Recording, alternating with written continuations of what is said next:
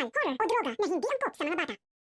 Tuluyan ng sinakop ng inggit at galit itong si Megan matapos nga siyang mapahiya sa naturang concert at dito nga hindi matanggap ni Megan ang katotohanan na tanging ang mga MC lamang ang nagputol ng kanyang sinabi.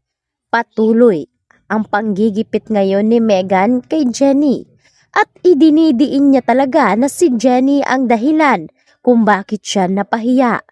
Mabilis itong kumalat sa social media. Kaya naman galit na galit itong si Megan sa kanyang kwarto at nagwawala ito na punta pa sa paghampas ni Megan sa kanyang cellphone. Nagulat ang katulong at nangihinayang sa cellphone na hinampas nga nitong si Megan.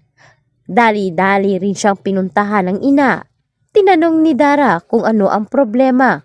Kaya sinabi na ni Megan ang kanyang saloobin. Pinayuhan siya nitong si Dara na wag nga raw masyadong praning dahil baka ito pa ang dahilan na baka masira ang kanyang imahe sa mga taong talaga namang fans na fans sa kanya. Mahinahon umano at dapat kalmado lamang si Megan. Kung gusto niya talagang gumanti kay Jennie, ay bakit hindi nga raw siya gumanti ng pailalim tulad ng ginagawa ni Dara. Tila proud na proud pa at ipinagmamayabang ni Dara ang kanyang ginagawang pagpapahiya kay Minchi. Ganun pa man ay ramdam naman ni Minchi ang mga planong masama ni Dara.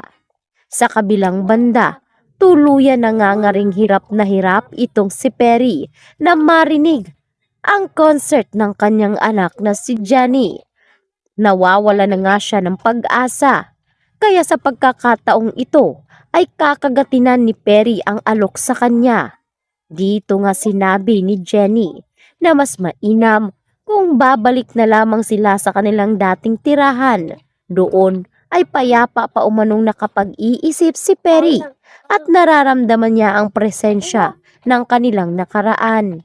Hindi tulad umano sa bago nilang bahay ay punong-puno nga ito ng tahimik, subalit hindi umanong masaya ang kanyang puso.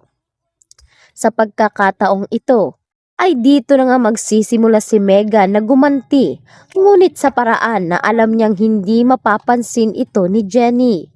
Dahil habang nagkakasiyahan ang grupo nga ng Yumi at naroroon din ang matalik na kaibigan ni Jennie na si Baste. Nagkunwari itong si Baste na mahaba ang buhok dahil sa sobra niyang proud sa Yumi. Ngunit kinukuha na pala siya ng video nitong si Megan at agad itong ikinalat sa social media. Kaya nagulat ang ama ni Baste at tinanong kung bakla ba ito. Ngunit anya ni Baste na hindi totoo yun. Sinadya niya talaga yung gawin dahil sa katuwaan nila at dahil na rin nagkakasiyahan sila sa mga panahong iyon. Subalit hindi niya alam na ito pala ang kanyang ikakabagsak.